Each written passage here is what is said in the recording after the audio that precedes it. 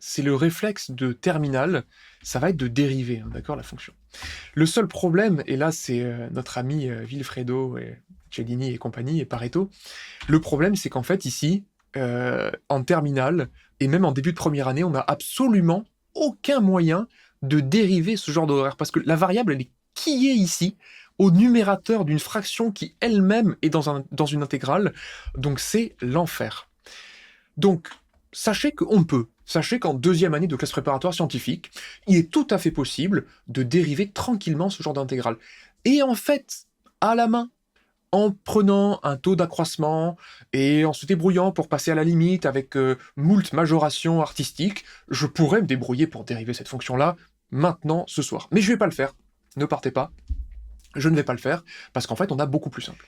Et donc, du coup, effectivement, on me propose plutôt de démontrer ça. Donc, c'est pas f de x plus 1 moins f de x, c'est f de y moins f de x. Ce que tu veux faire, en fait, et là, donc, c'est notre but, et c'est très, très important, et je reviens sur la formation qui est encore là-haut, c'est d'arriver à formuler son but. Notre but, à la base, avant même de parler de dérivée, c'est de démontrer qu'une fonction est décroissante. Et qu'est-ce que ça veut dire qu'une fonction est décroissante? Ça veut dire que quels que soient les réels que vous choisissez, quel que soit xy dans R+, dès lors que les éléments sont rangés dans un certain ordre, alors les images sont rangées dans l'ordre inverse. Ça, c'est la définition d'une fonction décroissante. Donc là, allons-y, et d'ailleurs je vais faire apparaître plutôt celle-là. Pourquoi, en terminale, pourquoi n'emploie-t-on jamais ça? Essayez de me donner une justification, c'est très intéressant, parce que si je dis que c'est la définition d'une fonction décroissante, ça doit être au fondement du truc, donc pourquoi on le voit pas, en fait? Voilà, Reventir, effectivement, c'est long et pénible de faire ça. C'est trop long, en fait, de partir de x plus petit que y et d'essayer, et c'est même de temps en temps, enfin, c'est très très complexe, en fait, à faire. Il s'avère que la dérivée, c'est un outil pratique qui va impacter la monotonie d'une fonction. Donc c'est vraiment ça l'idée, en fait. C'est plus facile. Adrien, exactement. Les fonctions en terminale, elles sont toujours dérivables, et grâce à toutes les règles de calcul qui ont été fournies par des mathématiciens, on peut calculer facilement la dérivée et facilement faire une étude de signe. Mais il faut comprendre qu'il y a eu un prix à payer. Il y a quelqu'un qui s'est tapé un nombre incalculable de limites de taux d'accroissement, toutes les dérivées classiques qu'on connaît, et il y a d'autres personnes aussi qui se sont amusées à dire, tiens, la dérivée d'une somme, c'est la somme des dérivées. La dérivée d'un produit, c'est u'v plus gv'. Il a fallu montrer tout ça. Et c'est ça le prix à payer. C'est ça qu'il y a dans le moteur de la voiture qu'utilise l'élève de terminale. Et c'est pour ça, parce que vu qu'on a un énorme moteur, une voiture qui fonctionne très bien, eh bien on la prend. Ça, c'est l'approche pédestre. Ça veut pas dire qu'on l'emploie jamais, mais ça veut dire que si la voiture n'est pas disponible, eh bien on le fait à pied. Si les théorèmes de cours ne sont pas disponibles, eh bien en fait on utilise la définition, on revient au fondement. C'est pas parce que c'est au fondement que c'est facile. Au contraire, en fait, justement, plus c'est au fondement, moins en général on va avoir tendance à l'utiliser, parce qu'on a construit par-dessus une couche de propriétés qui rend la vie plus facile. C'est ça l'esprit de cette introduction, en tout cas cet exercice-là. Donc, allons-y pour cette démonstration-là. Donc, je vois une assertion qui commence par quel que soit. Oups, j'ai oublié le carré. C'est terrible. Hop, ici. Et c'est parti. Donc je vais dire soit xy. Pourquoi il y a le étoile d'ailleurs, mais j'ai pété un boulard. Il n'y a jamais eu de étoile, il y avait un carré. Bon, ça n'a aucune importance, mais bon, c'est pas grave. Soit xy dans R+, croix R+, c'est un moyen d'introduire deux trucs d'un seul coup, tel que x plus petit que y. Et on va essayer de démontrer ici. Alors c'est parti, que faites-vous? Là j'ai un choix. L'élève de terminale va plutôt choisir une voie. Pareil, je vais essayer d'expliquer très clairement les deux voies, parce que, encore une fois, l'important c'est pas d'aligner les exercices, ça sert à rien. L'important c'était vraiment d'essayer d'apprendre un maximum de choses. Et par chance, je suis capable quand même d'en déployer beaucoup d'aspects. Donc on va se permettre une alternative, entre deux voies. Alors Hermès, très intéressant, il me semble que je connais ton pseudo. Donc on pourrait faire une différence ici, ça serait une approche qui est très orientée par le but, ça serait se dire ici qu'on a à démontrer une inégalité, et donc on va constituer tranquillement la différence, Donc je vais dire on a f de x moins f de y, et on va dire que c'est égal à quelque chose, etc., égal, etc., et on va démontrer que c'est positif. Si on arrive à faire ça, ça voudrait dire que f de x est plus grand que f de y, et donc on aura terminé. Donc l'idée, c'est ici de former la différence entre deux choses. On pourrait aussi raisonner par équivalence, mais c'est pas la deuxième vraiment manière de faire. Mais je sais que... Alors ça serait... Non. Mais c'est quelque chose que je vois souvent. Voilà, au Gokage, exactement, on peut bâtir petit à petit, à partir de l'hypothèse. C'est pas toujours qu'on peut faire ça, et c'est pas toujours judicieux, mais on pourrait se dire, bon, je pourrais dire que dans un premier temps, pour tout t dans, par exemple, 0, 1, je pourrais dire que moins tx est plus grand que moins ty, parce que moins t est négatif. Ensuite, je pourrais composer par la fonction exponentielle de chaque côté, en disant qu'elle est croissante, et donc que l'exponentielle de moins tx est plus grande que l'exponentielle de moins ty, etc. Donc l'idée, ce serait en fait de bâtir petit à petit, je vais mettre bâtir ici, que vous reteniez que c'est une des voies possibles, bâtir petit à petit cette inégalité. Je veux dire que ces éléments sont dans cet ordre, je veux dire que leurs exponentielles sont dans cet ordre, je vais tout diviser par 1 plus t, et puis j'intégrerai entre 0 et 1. Pareil, la voix au peuple, toujours cette... comment je dis je me souviens même plus du mot, mais pareil, choisissez. Avis au peuple, avis aux personnes qui veulent voir quelque chose d'intéressant. Est-ce que vous voulez que je rédige l'approche de la différence d'un côté, ou l'approche qui consiste à bâtir notre objectif à partir de l'hypothèse? Allons-y, du coup ça ne choisit pas trop. Je vais faire...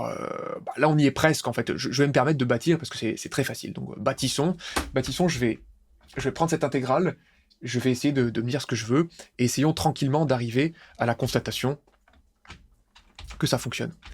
Donc ça, c'est l'intégrale f de x. Donc, soit xy dans r plus au carré, tel que x plus petit que y. Je vais dire, pour tout t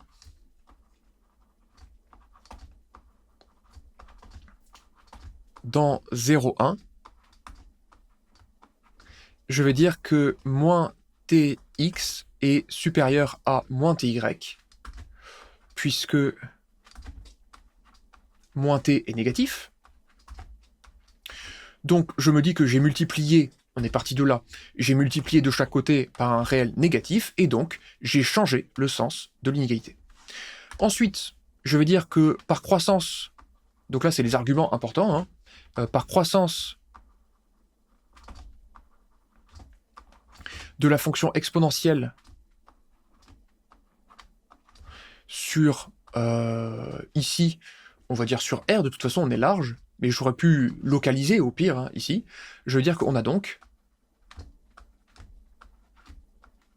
Alors c'est peut-être assez maladroit, mais bon, peu importe, pour tout t dans R, pardon, pour tout t dans 0, 1,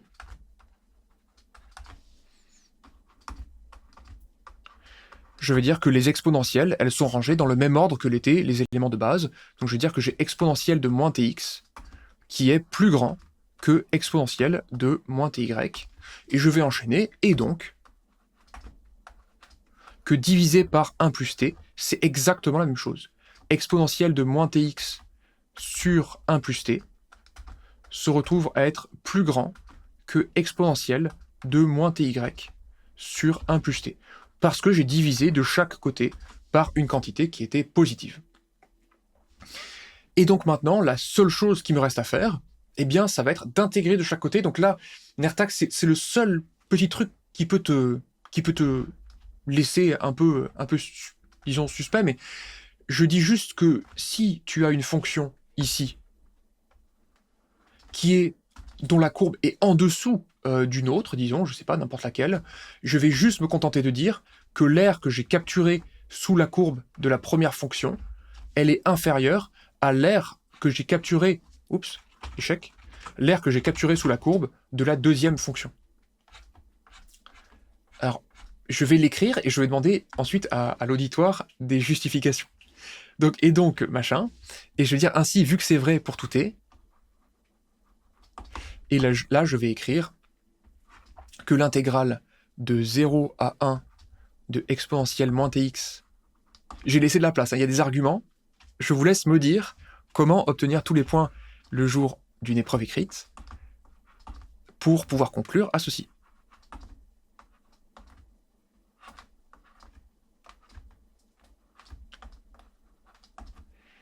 Tac, 1 plus t dt. Bien, par croissance de l'intégrale. Et quelle hypothèse est souvent oubliée? Qu'est-ce qu'il y a d'important ici sur l'intégrale? Je vais écrire par croissance de l'intégrale, et je vais rajouter une précision que je vois très rarement, mais qui pourtant est importante, très importante même. Donc là, il y a de la croissance de l'intégrale. La croissance pour notre ami en terminale, dont j'ai oublié le pseudo, Nertax, c'est juste cette propriété-là que je viens de dessiner. Ainsi, par croissance de l'intégrale, alors oui, il faut qu'on puisse intégrer ces fonctions, mais bon, à la limite, si on écrit les intégrales, on se dit qu'on pouvait les intégrer. La linéarité, on n'en a pas besoin. On peut aussi me dire, bon, il faut que f soit plus grand que g pour que l'intégrale de f soit plus grand que l'intégrale de g, mais bon, c'est pas ça. Donc les gens, ce que vous manquez ici, c'est que les bornes d'intégration sont dans l'ordre croissant, et c'est très important. C'est ça qui fait que l'intégrale d'une fonction positive est positive. C'est parce qu'en fait, on scanne du positif de la gauche vers la droite. Ainsi, par croissance de l'intégrale, et là je pourrais me fendre d'un les bornes d'intégration étant dans l'ordre croissant. C'est ça, cette affaire de signe autour de laquelle vous tourniez. Les bornes d'intégration étant dans l'ordre croissant.